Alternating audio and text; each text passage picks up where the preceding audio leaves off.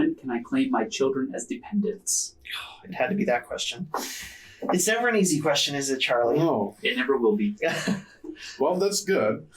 So I'll start. Sure. Facts and circumstances, guys. It's going to depend on what's actually happening. So may I ask some context, Clark? Is this person divorced in that year, or this is years later we're talking about this? Let's say both. Let's Both, go okay. one of each. They were divorced this year and in that Other year, situation. right? So one of the ones that is easy to trip up with tax preparation is that we deal with federal law. And federal law does trump state law, technically, right? However, it's not going to stop someone taking you back to state court and hitting you with breaking contract or whatever the term is. Well, why don't, instead of getting into that, why don't we dive into just Please. what the federal, what the answer rule is, yes. right? With whom do the children live more than half of the year? Yeah, It's ultimately gonna boil down to. it boils down to that. It's as simple as that. The reason why Charlie asked the qualifying question there is hugely relevant, hugely important, because if you were divorced in October, for example, but you were living together all the way up until that point, then the child lived with both of you For more than half of the year. Yep, exactly. So it complicates the answer, right? The answer is almost never simple.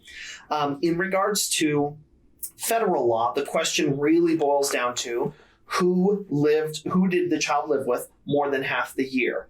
It even goes down to nights, right? So the tax law boils it down to who did they live with for more than 50% of the nights of the year. 365 days a year, not counting leap years. You can't have them both for 50% of the year. So it's going to be more than 50% of the year for one of the parents. That parent becomes the custodial parent. That is not to be conflated with custody, having custody of the child.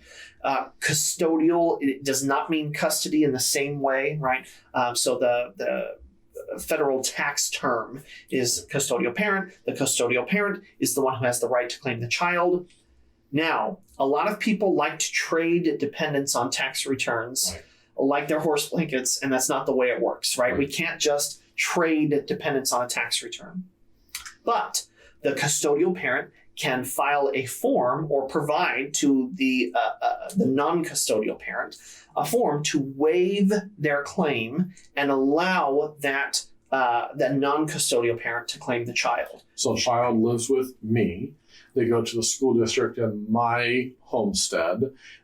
Medical records are tied to my principal residence. I'm the custodial parent. My ex-spouse, in our divorce decree, I must, and I choose to, but technically should be the same thing, but they end up being separate things. To do that right, I would then fill out that form and say, I'm allowing this person to claim my dependent. That's a form 8332, right? That is filled out, and you can revoke that filing anytime you want as the custodial parent.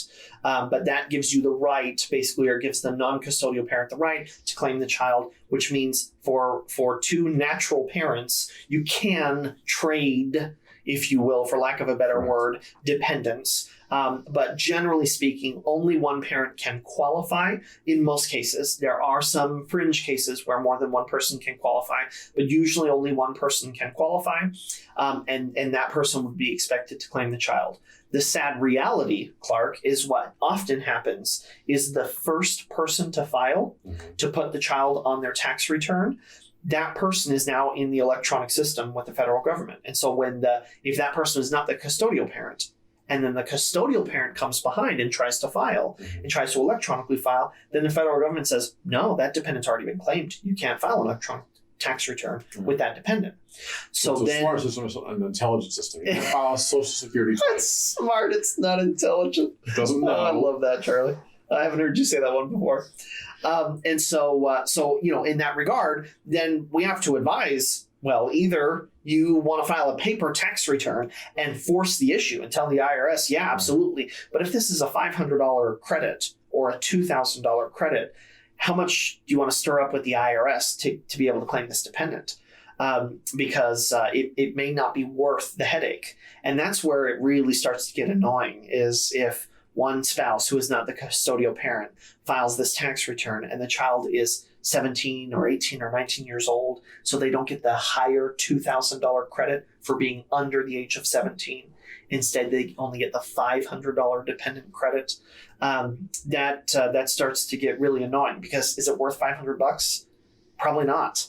But you really have the right to claim the child. Right. But it's probably not worth the heartache of getting the IRS letters and having to show proof and all that kind of stuff. And so this is kind of a hot topic, and this kind of stuff happens all the time. We start talking about non-compliance. There are people who just, maybe they don't work and they get child support for this child and government welfare. And so they don't actually have to file a tax return. And so they just let their friend or their cousin or their brother claim their couple of kids. I mean, the non-compliance in this area is wild. I mean, it's really wild that the rules they've added because of that. Yeah, the gross mishandling of claiming dependence truly is unreal. I mean, people just don't understand the rules in regards to claiming dependence. They just know that if the dependent is only claimed once, it won't be questioned, right? And so if I let my buddy claim my child and I don't, then the IRS isn't going to question it, because nobody else tried to claim the child. So it's almost never going to become an issue. Right. And so it's just turned into this really non-compliant area. So, all good data. I'll try and circle back to the original question of the when can I claim it, right? So federally, it's going to be, does a child live with you, go to your school, you have all medical records and paperwork to back it all up, you can claim the kid.